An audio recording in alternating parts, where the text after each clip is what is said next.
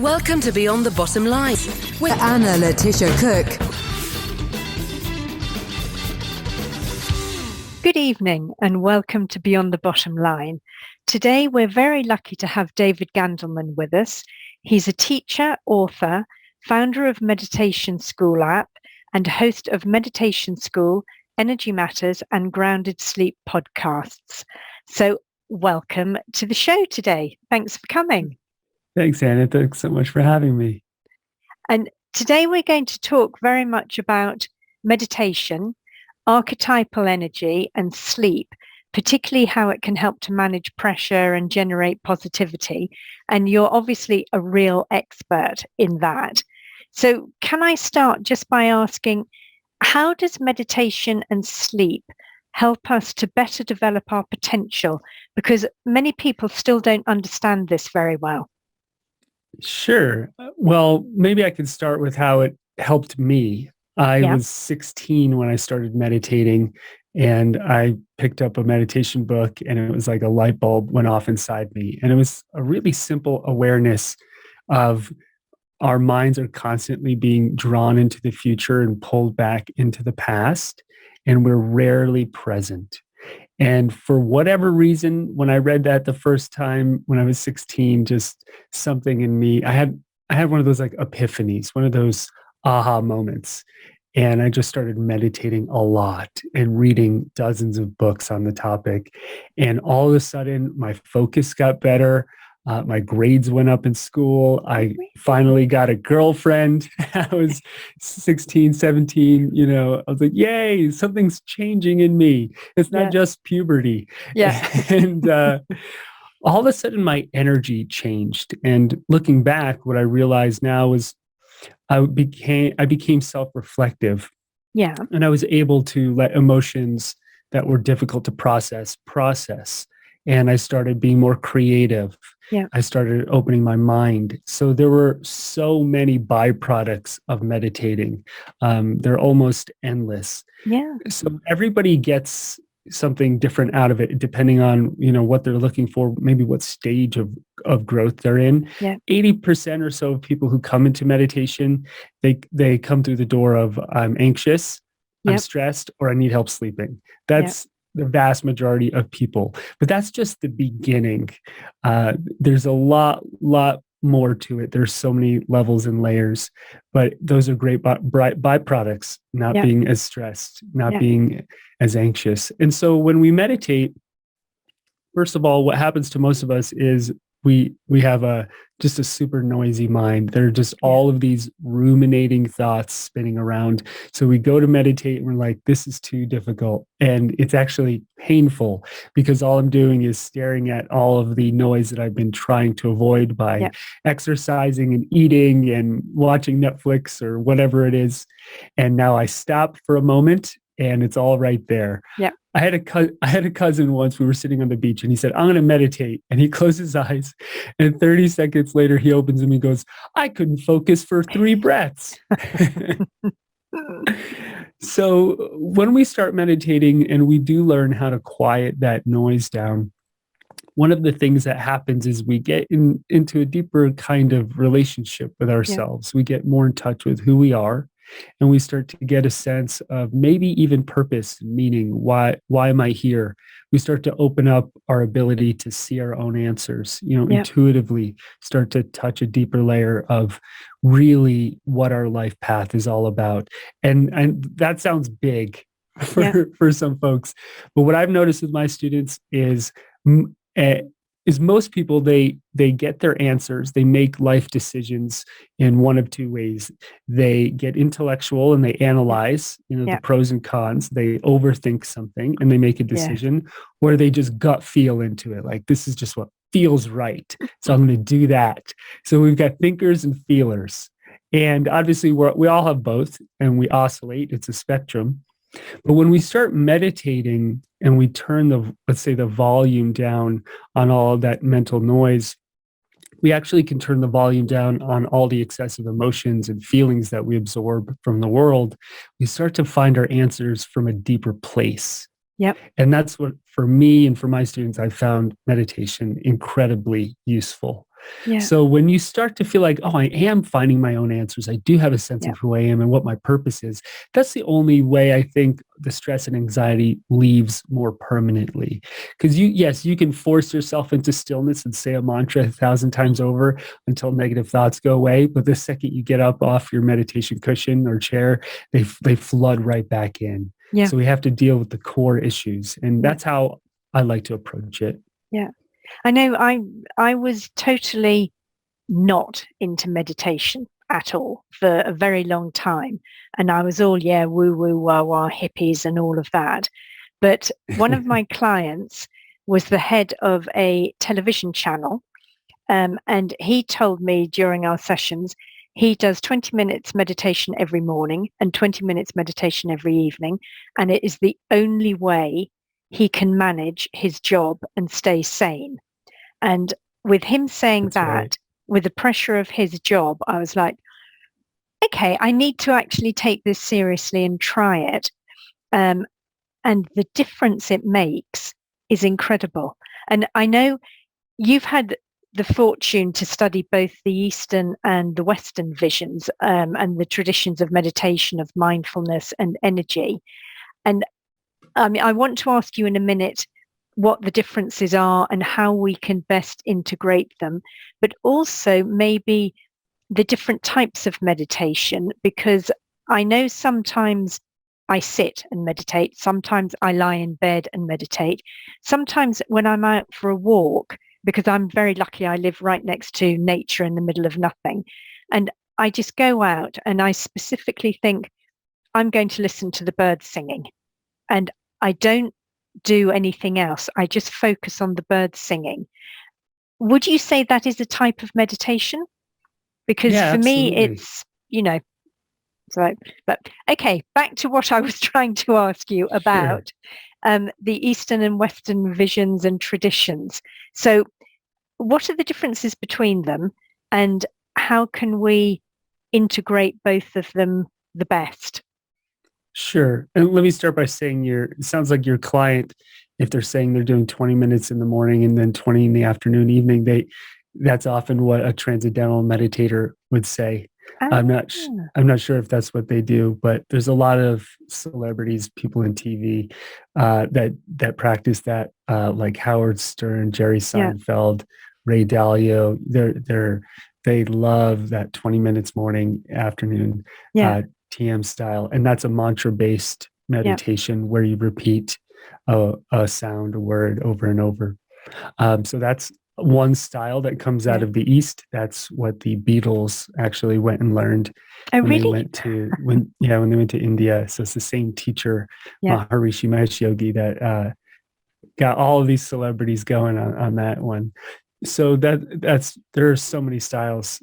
There's probably thousands at this point. But in terms of the difference between Eastern and Western, I think right now the Western traditions, we often refer to them as mindfulness. They Yep. have a kind of a deep rooting in modern psychology, which I think is great. And the Eastern traditions, I mean, there's also a lot of them. When I studied and lived in India, living in the ashrams, we studied what was called Vedanta, Yeah. kind of deep Indian philosophy, and also Zen, Yep. which is Japanese, but actually comes from India, so kind of the lineage moved through Asia. And the Eastern traditions that I've experienced and studied very much focus on the idea that you're living in a dream Yeah. and you have to wake up out of it. You're living in this dream, it's mostly in your head, and you have to wake up to enlightenment and wake up out of this dream. And it's very much like there's a problem, we're going to wake up out of it, there's a solution, and you're done. That's kind of a shallow reading of what that teaching is, but that's how I've seen a lot of folks approach it. I'm going to sit, meditate, find enlightenment, then I'm finished, like the Buddha.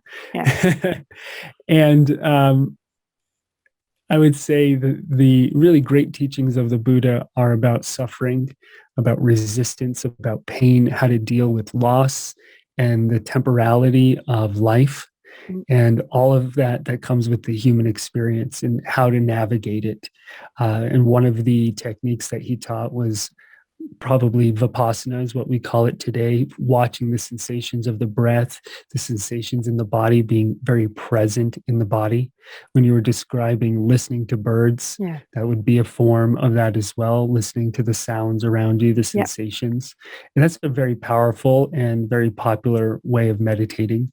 But in the East, I would say, you know, when a tradition is old, maybe thousands of years old, we can become dogmatic about it. Yes. So there are kind of modern problems that some of those traditions maybe don't do the best at dealing with, that some of Yeah. the Western, more mindfulness-based practices probably come at it with some practicality. And there's teachers like, I would say, Tara Brach, Yeah. Jack Kornfield, Sharon Salzberg, that probably do a good job of addressing some of those issues. That's interesting.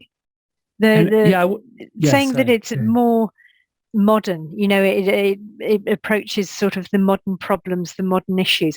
Never thought of that. That's really interesting. Yeah, there's a saying also, there's a difference between waking up and growing up. So Yeah. it's like there's this tradition you have to become enlightened, but you also have to just grow up as a human being and know how to deal with relationships Yeah. and finances and Yeah. everything that comes with this human experience. Yeah. So I wouldn't just break it down between East and West. Sometimes I also look at it as masculine and feminine approaches. Yeah. So I also got a degree in Western philosophy, and let's call that a very intellectual approach to knowledge and wisdom. And then I went to live in the Himalayas in India, and it was actually quite so similar. Yeah, it was similar in the sense that mostly men, very intellectual. This is the philosophy. The answer is at the end of this tunnel. When you reach it, you get something. You get a prize. I don't know. And then I went and lived in Hawaii, and I trained with all women, more in the like intuitive healing arts, more woo-woo stuff. And gosh, that's such a different approach around processing emotion and being present in different ways. And I realized they were both really great ways to look at the world, different aspects and traditions. And they helped, I would say they helped round me out. And then I had to find my own path. And so, when I teach, it's mostly an integration of all of the tools and strategies and traditions I've come across in my life. Oh, that's great. I mean, it's like you take the wisdom and the richness of each one in the context that it's needed. That's lovely. Exactly. And I know there's something else that you've got a new book out, which is The 7 Energies of the Soul. And in that, you're talking very much about archetypal energy and the archetypes. Yes. Now, I'm very interested in that, but I would say to the majority of people, this sounds very condescending and I'm not meaning to be it, but I don't think many people know about the archetypes. They don't know about archetypal energy because it's not a normal conversation that you have every day. So they have a huge influence on who we are and how we react. But what are they? And particularly, what are the main ones? And how can we recognize them in ourselves? Sure. And by the way, here's the cover of the book. So if you look for it. Very good. I'm waiting for mine to arrive. It will be great. Cool. So the way I broke up the archetypes was basically after working one-on-one with a few thousand clients over a decade. I realized everyone was asking the same questions over and over. How do I take a step in my career? How do I manifest or heal a relationship? How do I find what my life path is? And how do I develop into a creative project? And so they kept coming at me with these quote unquote problems. And what I did was kind of flip it for them and help them see that's not a problem, that's your path. This is what you're meant to manifest into the world in this life. So if somebody was always having a hard time with relationships, then that became the archetype of the lover. They're here to develop their lover. If they were having a hard time with career and building some kind of project, I turned that into the archetype of the creator, artist, explorer, healer, master, all of those. And so with each archetype, you can be in deficiency. So Yeah. a deficient lover might have their heart closed, might not be open to love, might be hiding who Yeah. they are from the world on some level. Maybe they're cynical that everybody is selfish Yeah. and only out for themselves, that love is not a real thing. It's just just a neediness. And then we have being on the other end of the spectrum. So we have deficiency and then we have excess. So the excessive lover might have no boundaries, maybe always gives their energy to everyone. Maybe they're always trying to just, be that most loving person at the detriment of themselves. And then we have the balanced Yeah. energy, right? So a balanced lover might have healthy boundaries, but is also open to love. They know how to give and they know how to receive, right? And so each energy has that deficiency, the balance, and or the excess. And I help my clients and students find where they are on the spectrum with each one and help bring themselves back to balance when they're not in balance. And that's how I see us developing our potential and Yeah. finding happiness in life. I think happiness is it's a byproduct of balance with Yeah. every aspect of life. So if you're not awakening your inner artist or your inner explorer at all and you're obsessed with work, there's pieces missing there. So I help people find those missing pieces and develop them until they feel like I'm a well-rounded, well-grounded, integrated human being having this experience. I'm not one-dimensional and I can fulfill every single aspect of life. Ah, okay. So these archetypes, they all exist. We have all of them in us, and we just need to balance sort of the strength or the weakness of each one so that they're all happy together.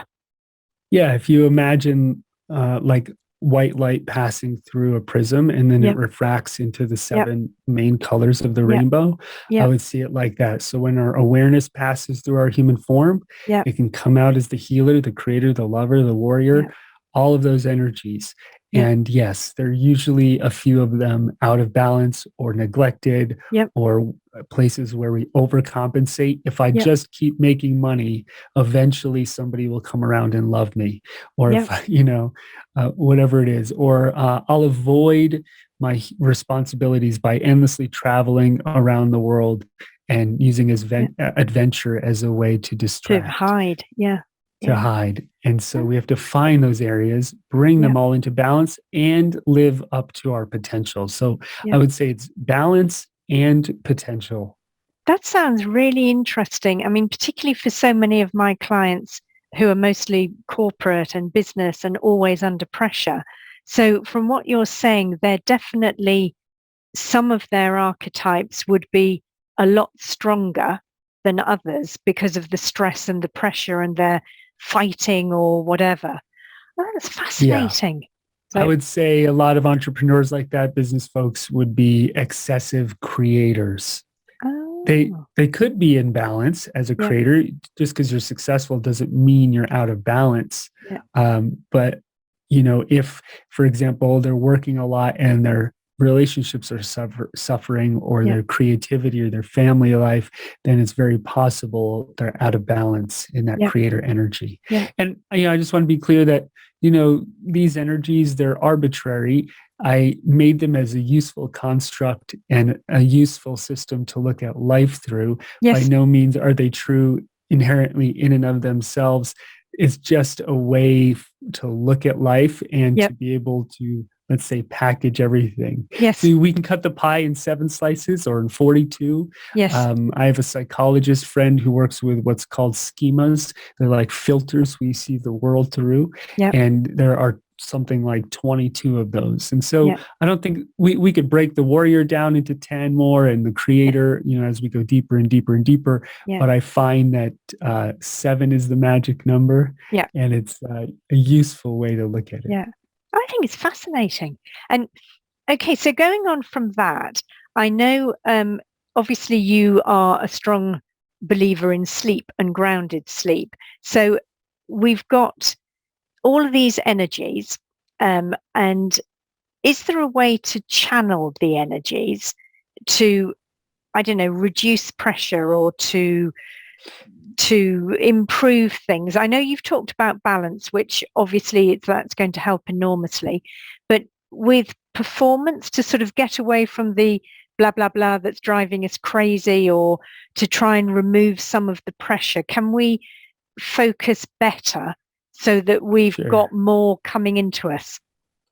I would probably reframe it. And the way you asked it is the way most people approach it.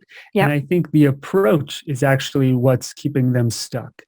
So somebody, they look at these issues as like quote unquote problems, like they would in their business that need to be solved. And I think that is the actual problem. So if you're experiencing anxiety, anxiety is what I would call a surface layer energy. It's the icing on the cake. It's never the root cause. And a lot of people will come and say, David, give me a meditation, get rid of that anxiety like it's a problem. Get it out of here.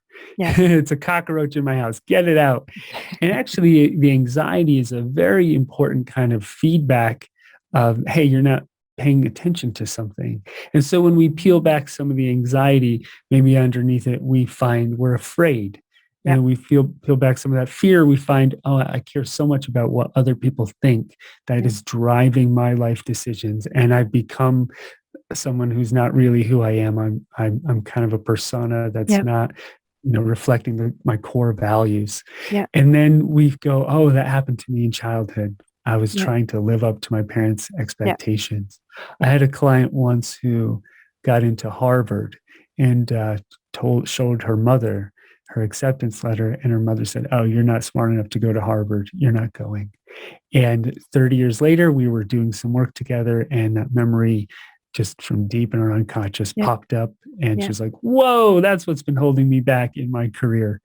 And it just kind of like, whoop, just popped out. Now, she probably had more work to do on it. It's not just one moment. Sometimes it's one big breakthrough. Other times it's 1,000 small steps. So if you have stress or anxiety, like I said, there's surface layer energies. We can't just remove them, because if we do, they'll come back and you won't, so maybe for a night or two, you'll sleep well. And then eventually it'll come back up because you haven't really pulled it up from the root. So that's how I like to approach it. And, if you're very sensitive and things make you anxious easily, then we want to teach you how to embrace that sensitivity. Like some people are always worried about everybody else. That's great sensitivity to have. You're a loving person, you're a healing person, you're caring, but you're not managing that kind of energy well. So it's not a problem. It's a skill that can be developed. It's a strength of who you are as a person. And when we look at it that way and to help someone develop, wow, they can become such a beautiful lover or healer. And then the stress and anxiety that came with it starts to fade away. And then naturally the noise in their head will dissipate. So we're not trying to pray it away or mantra it away. We actually want to look directly at the energy and deal with it and work through it. That's fascinating. Yes. Well, I'm definitely going to have to do some work on myself. So we all do. Oh, I know. So, okay, thinking about all three of the focuses that you have, so meditation, sleep, and archetypal energy, how can we use all of them I talk about sunshine because I love the sun. So for me, sunshine coming into my world is positive, it's happy, it's energizing. Other people might think differently, but how can we really bring the sunshine in and generate flow with the combination of these three? Sure. Well, what I would say to that is if you're not really deeply aware of who you are and what your purpose is, if you're not cultivating meaning, meaning is not necessarily something you find in the closet and go, I got it, I'm done. It might be something that you develop. It might be something you invent and create. And so if you're not developing your meaning and nurturing your purpose, then life is always going to stress you out and spin you out. And you're always going to have maybe a hard time sleeping or in relationships if you don't really know who you are. So meditation teaches us the tools to find out who we are, to work through these energies so that we can have inner peace and calm. And then all of a sudden there's a byproduct where maybe we sleep better, we have more focus, we don't react as much in relationships. And then at a deeper level, getting into the archetypal energies, we're really asking like, what is my purpose on this planet? Who am I? What are these challenges that life keeps throwing at me? And the saying goes, nothing goes away until it teaches us what we need to know. So what keeps ruminating in your mind, and what similar relationships or life circumstances keep coming back around again and again that you're not fully learning from and dealing with? And I think when we could approach it from, it's not leaving me because this is part of my purpose to heal it, understand it, grow through it, become a leader, a teacher, a guide, an artist, an explorer, whatever it is. When we embrace that, then the stress and the anxiety will naturally dissipate over time as we master that energy. So, and mastering each energy is really just a reflection of mastering ourselves. Okay. So that is just so helpful and so full of ideas of how to release and let go. It's great. Any final piece of wisdom or any other key strategy that you think we should keep in mind? Sure. From my background in studying Western philosophy and living in the West most of my life, what I found is most people, they live in their heads. And in a certain part of their heads, the part that's identified with their thoughts, and every thought that passes in their mind, it's like a movie. They just become it, and they feel the emotion of it, and they lose themselves in this endless story. Why they did that to me, why this isn't working out, or just like a sports commentator, that person's walking across the street, look at the color of their purse, just like labeling, commentating, thinking, lost in story all day, every day. And meditation teaches us the tools to kind of back up from that, have some mental, emotional, energetic space, and then ask some of the deeper questions. So if there's things that are making you stressed and anxious and making you feel negative or like a victim and you feel stuck, then maybe it's time to sit and meditate and master yourself. It's a calling. It's not life punishing you. That's what I would say. I thank you very much. And lastly, where can people find your book, and how can they get in touch with you if they want to find out more? Sure. So you can get the 7 Energies of the Soul just on Amazon, pretty much anywhere that sells books online. There's an audiobook version that'll be out. There's a 7 Energies quiz that you can do, and you could find all of that on my website. It's just meditationschool.us. And you can also just download the Meditation School app. Oh, wonderful. Brilliant. David, thank you so much. I mean, it's fascinating. It's been lovely to have you on the show and to hear everything and to hear all your advice. And I can't wait to read the book. So thank you for coming on. Thanks, Anna. It's been a pleasure. Thank you. Great. Everybody, you've been listening to David Gandelman. I will put all the links on the page, but in case you're out running, listening to this on a podcast, you heard him say where it is. You can just rewind and listen again. But do have a look, do visit his website, do get the book, because I think it would be really helpful. And speak to you all again next week. Take care.